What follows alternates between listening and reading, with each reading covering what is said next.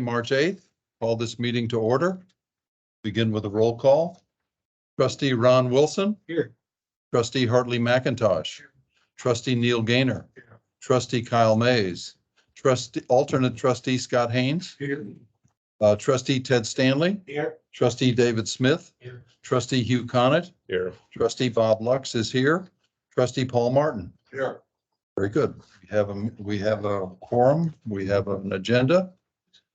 We will begin this meeting with an agenda item number 2, the opening invocation, pledges of allegiance.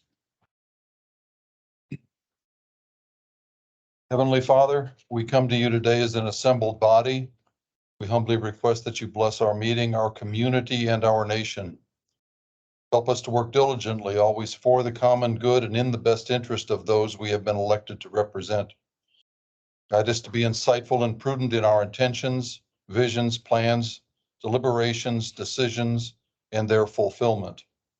Work through us to provide a spirit of welcome to all in attendance, to engage in respectful and thoughtful dialogue and discussion with understanding, wisdom, and humility. If you wish, prior to reciting the pledges of allegiance, please take an additional moment of silent prayer or reflection in the manner of your presence. I ask in this moment that you also please remember 3-time director at MUD 47 and former trustee of this board, Paul Brown, who passed away 1 week ago today. So, moment of silence, please. And if you'd remember trustee and director Paul Brown.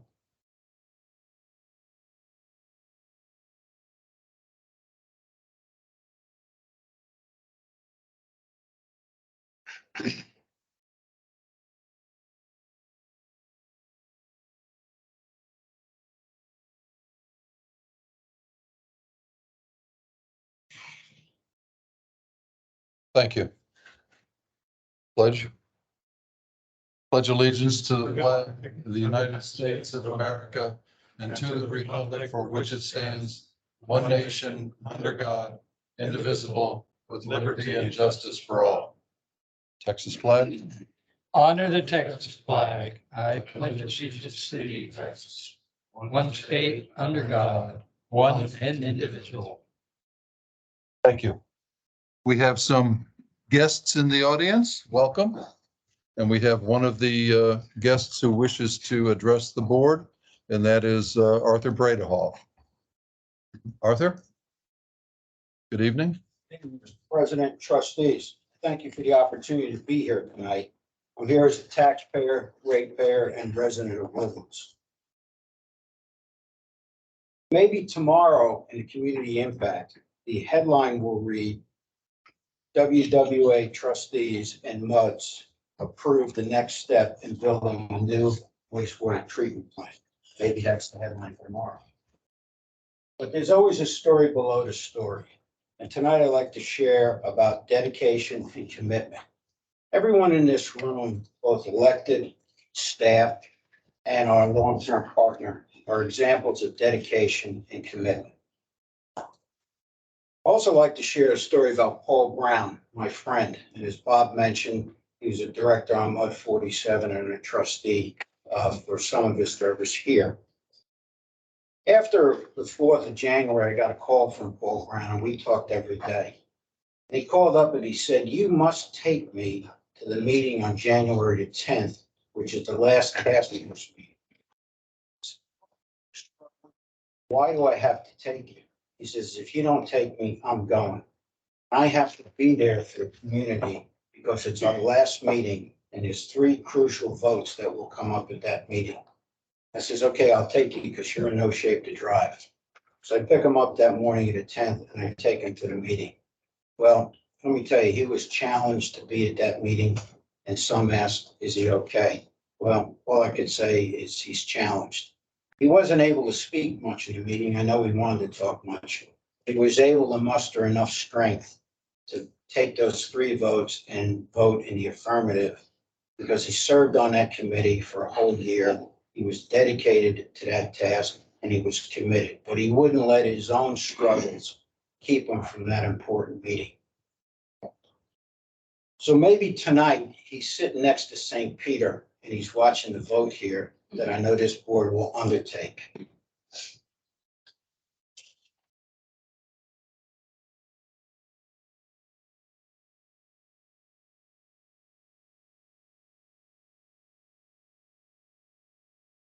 Sorry for the delay.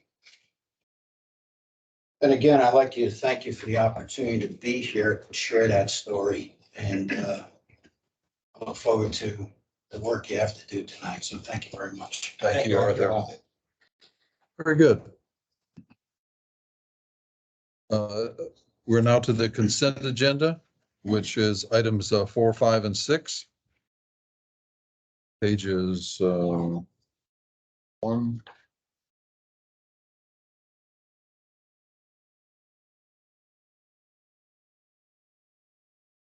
through 13. Do you have any questions, amendments, notice, motion to approve? Move to accept the consent agenda. Trustee Martin, second? Second, trustee Conant. Discussion? All in favor signify by saying aye. Aye. Opposed? Abstain? Motion passes. Agenda item number 7. Receive regular monthly SJRA Woodlands Division report, including updates on wastewater strategic plan, which I think and infrastructure's funding and the 10-year project plan. Good evening. Mr. Chris Meeks, good evening. We do not have anything to report under that agenda item. The project plan was originally planned to be presented this week as well as next week to the MUDs, but we have some major revisions to make to it to make it a little bit more clear, a little bit more forward-thinking if you want in some cases. So we're going to revise those and present to the trustees and the MUDs in April. Item number 7, we have nothing unless you have any questions. Thank you, Chris. Agenda item 8, receive updates on the SJRA Spring Creek Detention Study. Dan? Real quick update on that. We are still looking to schedule one of the public meetings that would take place here in the Woodlands. The latest time frame I got is sometime later in April. As soon as we get venue and a solid date nailed down, we'll be putting out numerous notices to tell to the public, other stakeholders, and we're continuing to educate and reach out to the stakeholder list that some of the MUD directors helped us develop and continue to gauge the level of support for these projects and continuing to work with our consultant on the benefit cost analysis piece of it and optimizing these flood detention reservoirs. So more to come, but that's all I have for tonight. Thank you. Trustee Smith? So we plan at least one larger township meeting. I don't know if we didn't correspondence, right?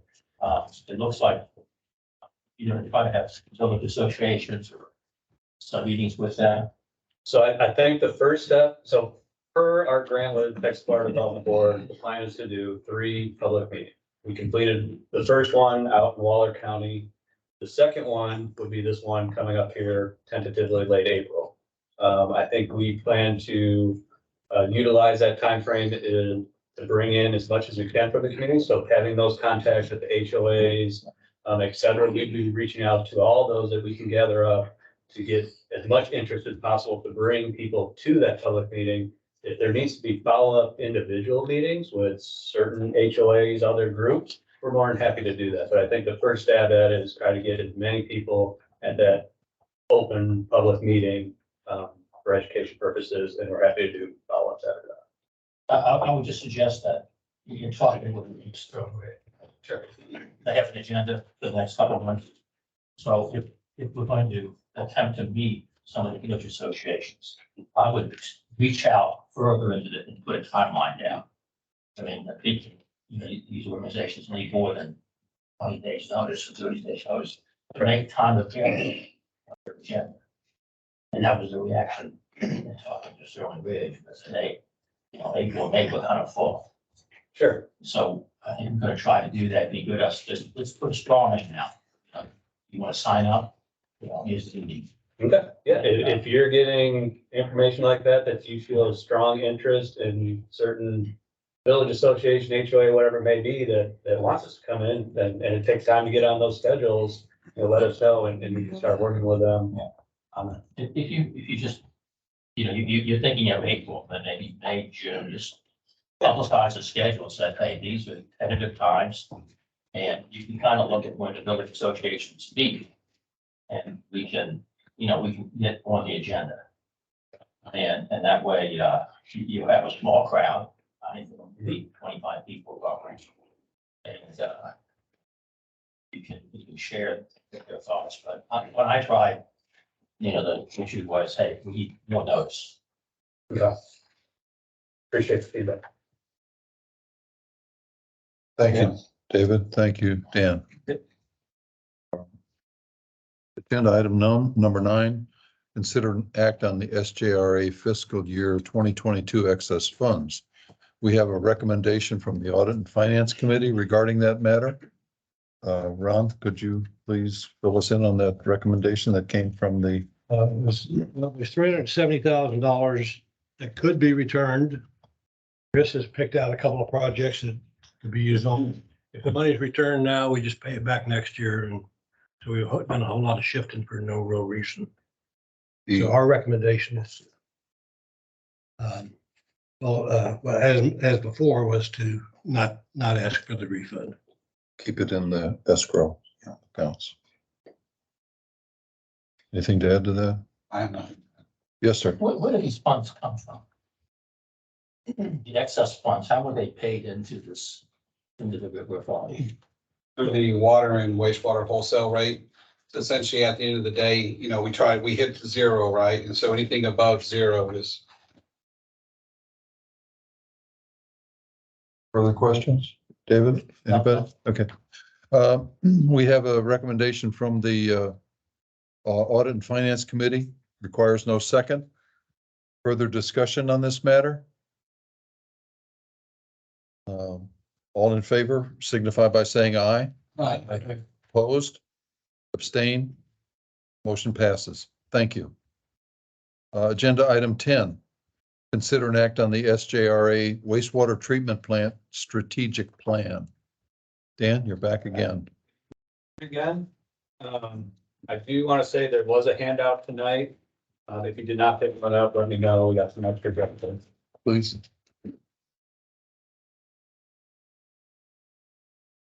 Thank you. All right.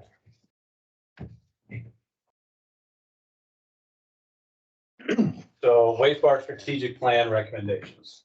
Over the past month, we have visited with all the individual MUDs. I will say there has been a unanimous vote from those individual MUDs to proceed forward with the 3 recommendations. Also want to say what's in this presentation here tonight, nothing has changed in terms of those recommendations from what was presented at the February MUD meeting or any special MUD meetings since then. This is really just a additional information and details beyond that page little summary document that was included in your MUD pack. So I have been asked to run through this real quick. But I do want to say nothing has changed on the 3 recommendations that I'll touch on in the next video. The first piece of that recommendation was to proceed further with a phase 2 analysis of looking at what we've deemed alternative 9 throughout the strategic plan, which alternative 9, just as a reminder for everybody, is to construct a new membrane treatment facility adjacent to the existing plant 1. That would be constructed at one time, approximately 2027 timeframe, and would replace the existing infrastructure at plant 1. A big piece of phase 2 is been the question on, well, we need to right size that capacity. Right now, we're permitted for 7.8 million gallons a day. Is that the right amount? Is it something less? That is the bulk of the analysis in phase two, is the right size that capacity. So on the first slide here, we're currently asking, phase two would be $500,000, utilizing existing 2017 TWDB bond funds. So we're not asking for any bond sales or additional bond funds at this point in time. That would be, work would be completed over a 6-month timeframe, executing contracts here in early April, after it would proceed to an SGRA board on March 23rd. And we would be anticipating results by the end of the year from this next phase of the study. The 4 bullet points on this page are really the goals, objectives of the phase two, where we're optimizing the layout. We're looking at what that right size treatment capacity needs to be, updating cost estimates, ultimately leading into updating the rate impacts from what we presented in the strategic plan phase one. Next slide, phase two scope. We've had some additional questions on, well, can you provide a little bit more detail on what is going to be in this phase two scope of work and the approach that will be taken in order to right size this capacity? So I've broken out those 4 main objectives on this slide to where optimize alternative 9 layout. This is really more discussion workshops with our consultant, SGRA staff. I've mentioned that we have a lot of tenured operators that on staff 20, 25 plus years. We want to tap into their experience and their knowledge on, hey, what do you like about this plant? What don't you like? You know, how would you lay out something different if you were building new? So I think there's a lot of value in that, looking at how we would lay out the new facilities, taking things like access and security into consideration, and looking at those layouts. The bulk of the phase two is, again, that right sizing the treatment capacity. You know, that might be looking at the treatment capacity of the membrane units, but there might be more of an ultimate capacity we'd be looking at for some of the other components of the treatment plant, whether that's the influent lift stations, the headworks, et cetera. So it's more of what would some of these components be on the ultimate side, but what is the treatment capacity in something like the membranes doing the bulk of the work. It also rolls into some of the level of service that was defined in the strategic plan, where we stakeholders agreed upon a 5-year, 24-hour storm. That impacts obviously the conveyance system, but it's also impactful to the treatment plant, to where you may not need to build to that full treatment capacity and be able to use like peak flow storage to more efficiently, cost effectively meet that higher level of service while not oversizing the treatment capacity. So we are going to be collecting, working with a consultant, all the data that we can, you know, whether it's historic data, current data, future data regarding single family dwelling unit equivalents, population growth data, you know, coordination with our developers, looking at current or future TCU requirements, and starting to, you know, start at a large band and narrow down to one alternative of the recommended treatment capacity. That one alternative would then be pushed forward into updating the cost estimates and essentially updating the rate impact information. Another key piece is there's been a lot of questions on, all right, well, how are the MUD directives used throughout phase two? How would the trustees be? What happened to the stakeholder group? So the way the current phase two scope is laid out is we are planning for 3 all MUD director meetings, open to any of y'all and the other fellow MUD directors to come in. And that would be more of a detailed technical session regarding the phase two work. You know, we'll obviously be here at all the individual MUD meetings. We'll be at the trustees meeting giving updates, but you know, we don't want to use up your entire MUD meeting talking about all the details. So at key milestones, we will be hosting these all MUD meetings. For example, approximately when we get through about 75% of the process of defining what that treatment capacity is recommended to be, we'll bring everybody in and say, here's the assumptions we've had to make, here's the data we have, here's the path we're taking to get down to one alternative. What is everybody's thought? And have an opportunity for feedback. Once we land on what that treatment capacity is recommended to be, we plan to host a second one. Here's where we landed. Here's the justification why, is there any concerns with that? Once that point is made, that's when we're taking that single alternative and running through the cost estimates and rate impact. We're not running 3-4 different capacity scenarios through the full cost estimating phase, rate impact phase. We don't have time or level up to do that on this. And then the third anticipated all mud meeting would be later down, later in the year, when we have updated cost estimate rate impacts and be able to share those with you. That is the first recommendation within this kind of 3 piece overall agenda. I'll pause there real quick to see if anybody's got questions on that phase 2 for replacement of the new wastewater treatment facility. Next page in your packet is the land acquisition for the new wastewater treatment facility. We have budgeted R&R funds to proceed forward in the near future, acquiring the critical parcels needed for the plant to be constructed.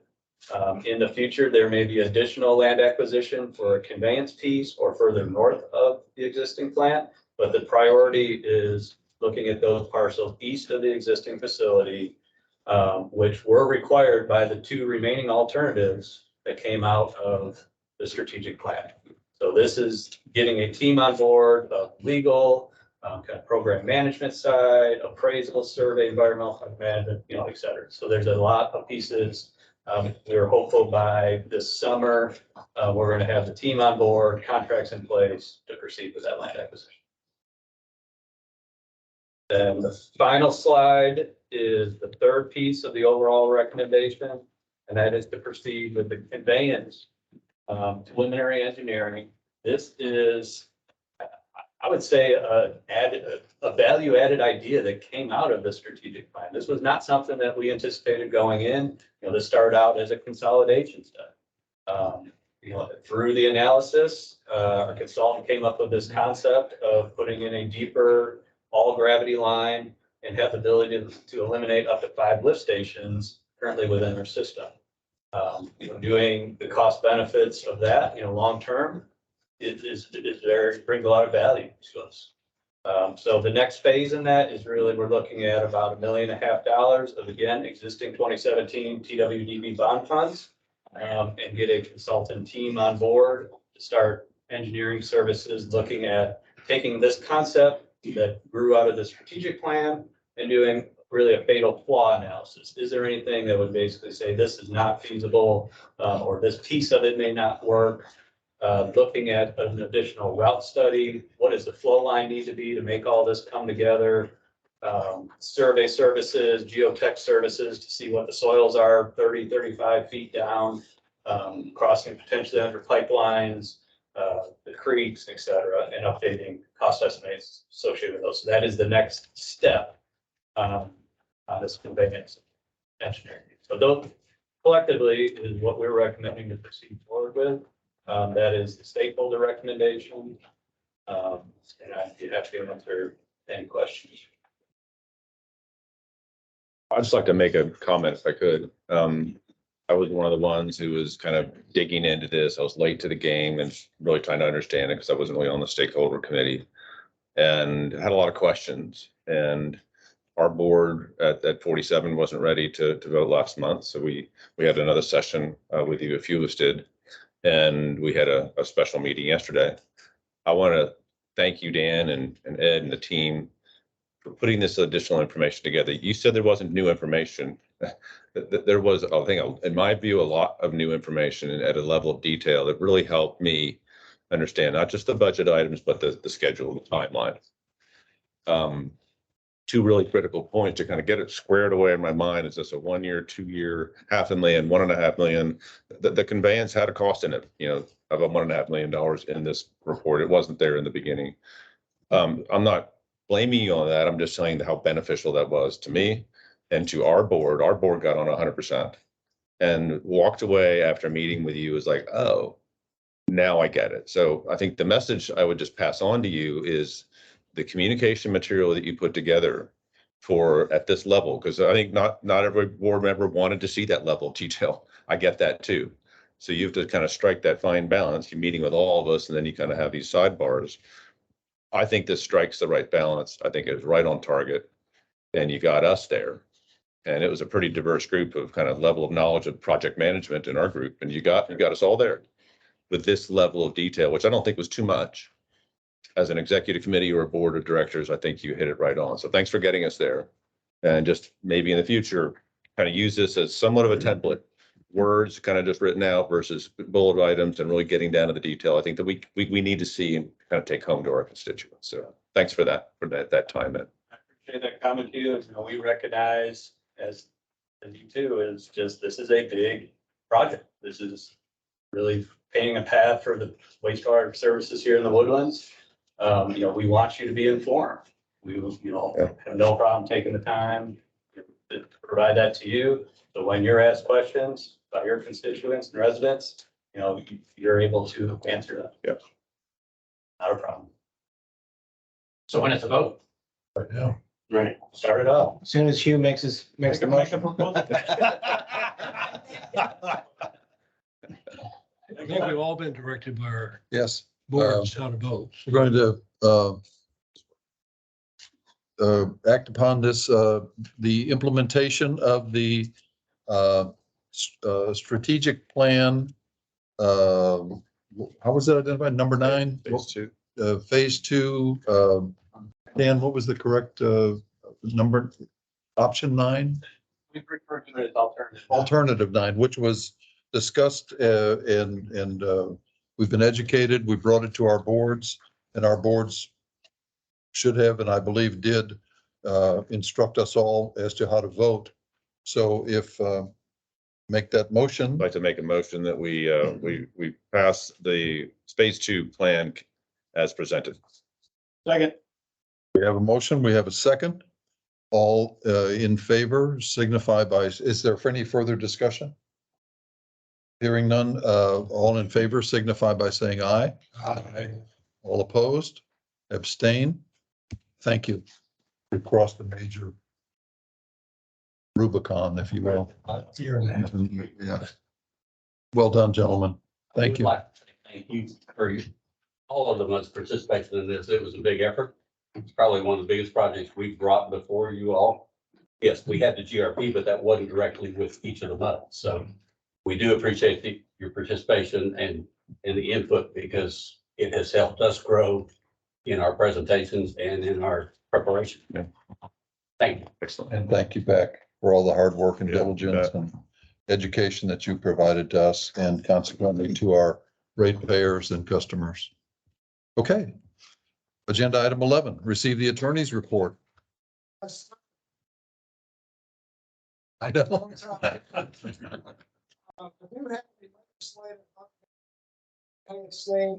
The AWBD bills and measures came out recently. With AWBD to put together that thumbnail list of bills that we're tracking on behalf of the industry.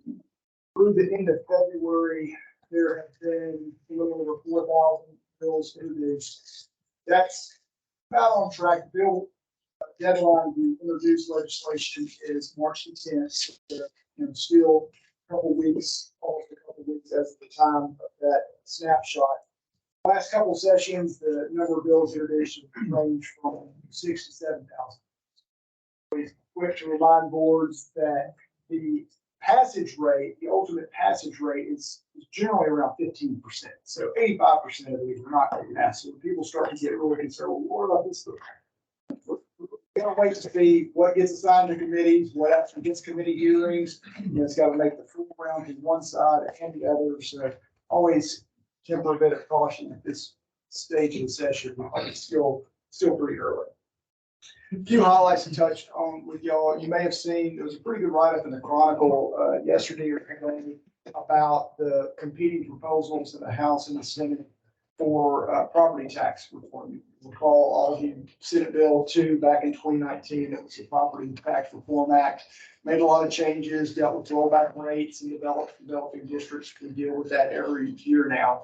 But there are some strong competing ideas for how to further address property taxes in the state. So on the House side, this thumbnail sketch. On the House side, Phelan's group is introducing legislation that would restrict the cap on year-over-year appraisals from 10% down to 5%. And a major change would be that would not only apply to residential homesteads, but would apply to commercial properties, rental properties, etc. So that's a pretty sweeping change that does not have support on the Senate side at this point. On the Senate side, there is an effort to increase the cap for exemptions for homesteads that are applicable to school districts to go up from 40,000 to 70,000.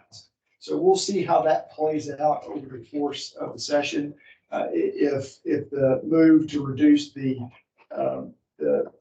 creep, as we call it, gains traction and to apply to other types of properties, that would have a major impact on your tax base. But we'll track that as time goes on. But that's kind of the two major competing proposals that we'll be looking at over the next few months. A few other bills of note. There's a bill that's been introduced that would limit when you can have elections for bonds to just November. Right now, of course, we can do May or November. It's House Bill 187. There's another one that does the same thing, House Bill 863. There's a bill that's been introduced regarding conflicts disclosure that would expand out, they'll say, first or second degree of marriage or relation. It would expand that out further for when you have to file conflicts disclosure forms. So we'll be checking that. A lot of that come up in Woodlands, but it is something to y'all. An interesting bill, House Bill 1793, Representative Swanson would limit the qualifications for ability to serve on a MUD board to owning property. You could not be a renter. So right now you have to either own property or be a resident. So that would be an interesting change. So we're tracking that one to see if that gets any legs. There's a bill that has been introduced that could have far-reaching consequences regarding the ability of political subdivisions to spend public funds to lobby. There's been some ruffled feathers over the last few sessions with some large groups, whether it be TML or teachers unions or whatever it may be, lobbying maybe on one side of what some legislators may prefer on another side.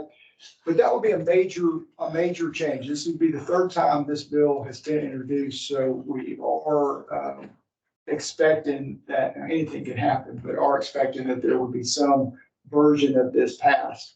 Now, we don't spend a lot directly on lobbying. AWBD is involved in lobbying.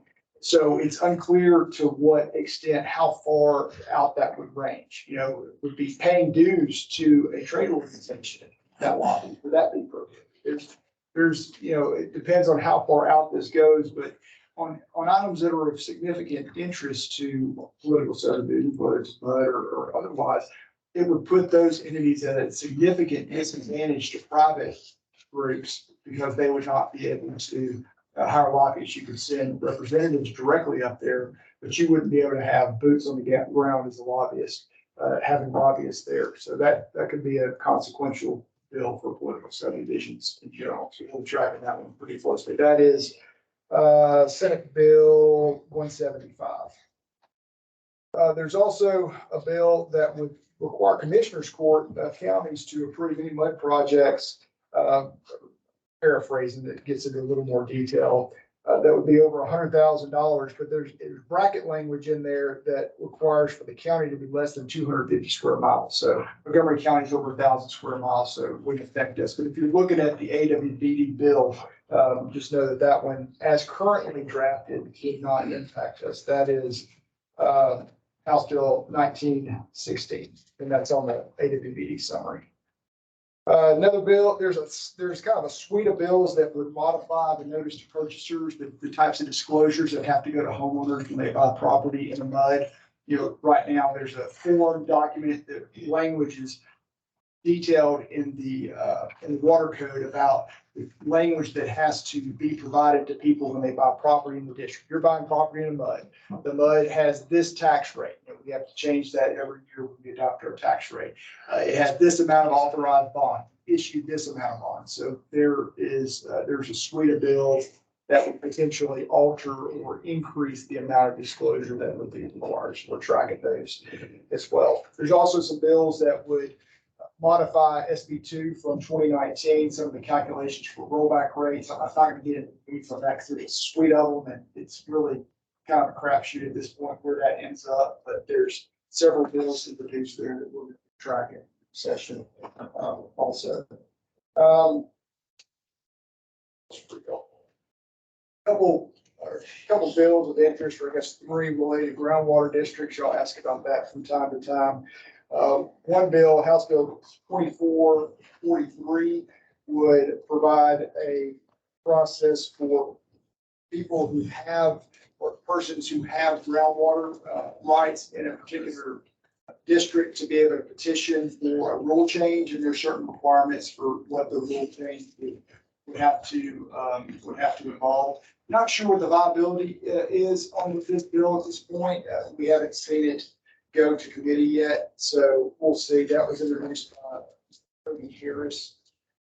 Not sure yet on that one. We need another month to kind of get a sense of if that has any legs or not. Also, House Bill 2735 is a bill that would require a security deposit before suing a groundwater conservation district.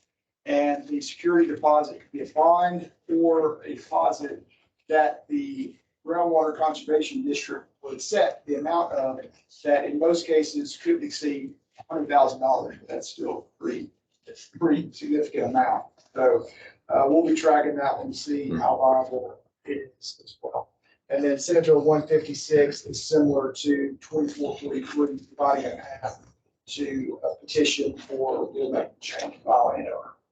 So that's a brief rundown. Again, if you haven't already seen it, there is a AWBD bill summary that's floating around. That's kind of what I worked off of. The only additional ones that were not on that list are the groundwater bills.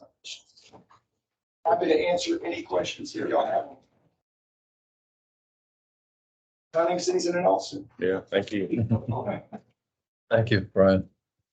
Okay, we're to agenda item number 12. Discuss the one water concept and the need for a community partnership. Is this Jim or is this? That was the request on your agenda.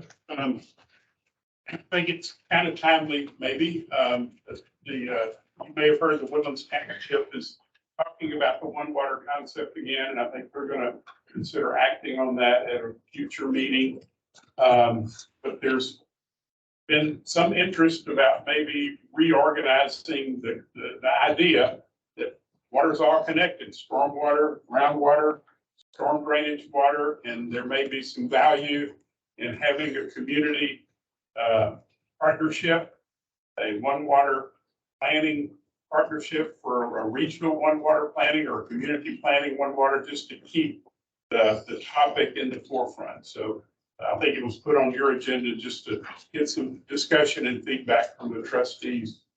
No action tonight. Just as a education to this board. I mean, there have been meetings going on between general manager and a couple of our trustees, kind of offline, if you would, informal about the continuation of this. So it hasn't been ignored by any stretch of the imagination. It is something that we believe has value, and we just want to make sure that when it is resurrected, that it's productive. So that it takes time to do this, and we have, as you stated, through this workshop, there was a significant step forward in the township being interested in proceeding jointly with us and others, and that's going to be voted on at one of the upcoming board of Woodlands Township Board of Directors meetings. So after, when that occurs, then we'll really be able to formulate this and set it up so that it is productive and something that works to the betterment of all of our citizens. And that's just it's been going on for a while, and in quietly and innocently behind the scenes, just to test the waters and see if there was interest. And it has come to this point.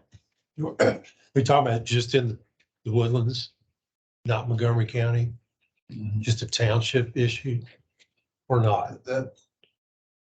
It's to be discussed whether if we can put a partnership together, would it be a community partnership? Would it be a regional partnership? Just what are thoughts and ideas on that? Kind of a work in progress, if Yes. you will. But you will be informed. You will not be, you'll be an integral part of this going as we go forward. This board and your MUD boards. Anything else, Jim? No, sir. Receive the general manager's report. Eric Peterson, please. Right. In your pack, we have a couple things. One was an article we looked at, we found on Magnolia and some water shortage. Another thing in the packet is a flyer from AWD notifying you of the upcoming spring seminar. They do a seminar in the fall and the spring. This is the spring one. Spring one that we'd like to go attend that. The topic is Texas housing trends. So should be interesting on hearing where we're going in the future. Another item to get everybody up to speed on, if you hadn't heard, Lone Star Groundwater Conservation District has appointed a new director in the vacant spot. That director is Gary Dent, a resident in Mud One.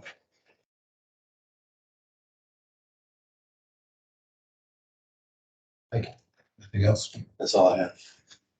I have a question. Yes, sir. This is more like an education question, probably with Jim.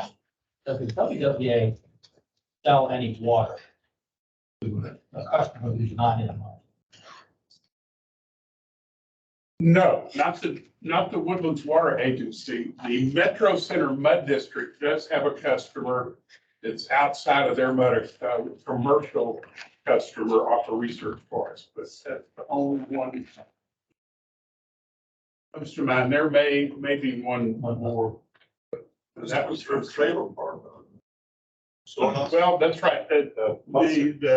What's referred to as the Dove Mobile Home Park is an out of district customer. That was established.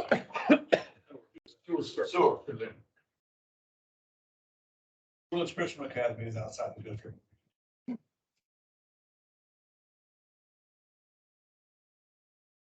We could do a more thorough list if needed, just, I got a question, so yeah, there's a handful of places. Okay, that brings us to agenda item. Thank you, Eric. That brings us to agenda item 15. Agenda item 14. Receive staff ad hoc committee updates, audit and finance committee. I believe that Ron, you've delivered the committee report in that last. Was there anything else? I guess there was. Well, wasn't there? we've got two Yeah. projects on our table right now. One is the budget for SJRA, which we met with them last week and had some questions, which is why you're not seeing anything today. And we got another meeting set up with them toward the end of this month. See, working on their budget. Also, we're waiting for additional information from the vendor on the accounting software. And we may or may not see a recommendation to acquire. Or you might have an update. Oh, you have an update on that today? Just that we received the answers to the 4 or 5 pages of questions submitted by staff, that, the parties involved that use the software. So we just received those late yesterday afternoon. I'm meeting with the salesperson tomorrow real quick to kind of go from there. Okay. Very good. Public education, anything else, Trustee? Public Education Committee, Trustee Gaynor? Yes, now the committee met this afternoon.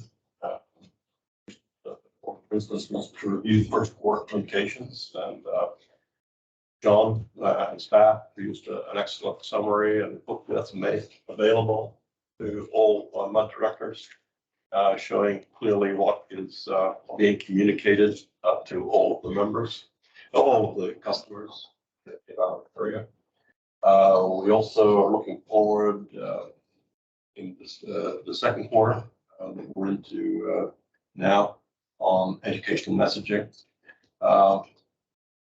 Now, what really came up in a looming way was a discussion on new communications topics, and the biggest one, of course, is the wastewater strategic plan. And it was decided that staff from SJRA and Woodlands Water Agency would meet to build a framework to bring back to the next meeting of the Education Committee on April 12th. And that is really to try to look at the path forward and communicating to the public what some of these really big issue items are, as we heard this evening. It's one of the biggest projects. I guess Australia is not one of the biggest projects in our area that individual MUDs have a part of. So there were some other discussions, but that was the really big one that's everyone's attention. We will be talking again about the water loss redetermination. That's good news, and also a bit more discussion about balancing the groundwater surface water mix. I think it's important to communicate that. So that's my report. Very good. Thank you. Questions, Sam? Another question. So the information that John shared with us, how does that get to the rest of the board member, trustee members, or board or MUD members? This could be included as an insert in the packet, right? I'd put it in the. I'm asking. I'd distribute it in each individual MUD. What we can do is in the trustee summary, we'll talk about the discussion tonight and that topic, and we'll Insert that there. Okay, good. Because this is a lot of really good information I think everyone would like to hear about. And then the other thing I would just add, we also talked about some major water lines that have to get coming, some very expensive, very large diameter transmission lines that are going to be part of the public education. Yeah, critical. Like Critical service. I have done here 20-inch line replacement, multi-million-dollar. Yes. Yeah, that's happening quicker than the wastewater treatment plant. Exactly. Yeah. Okay. Further questions? Very good. Thank you, Trustee Gainer. 15, do we need to recess this month? Good. We don't have to reconvene. Discuss matters for placement on future agendas. Anyone, everyone, please? Hearing none, I can adjourn this meeting. Thank you.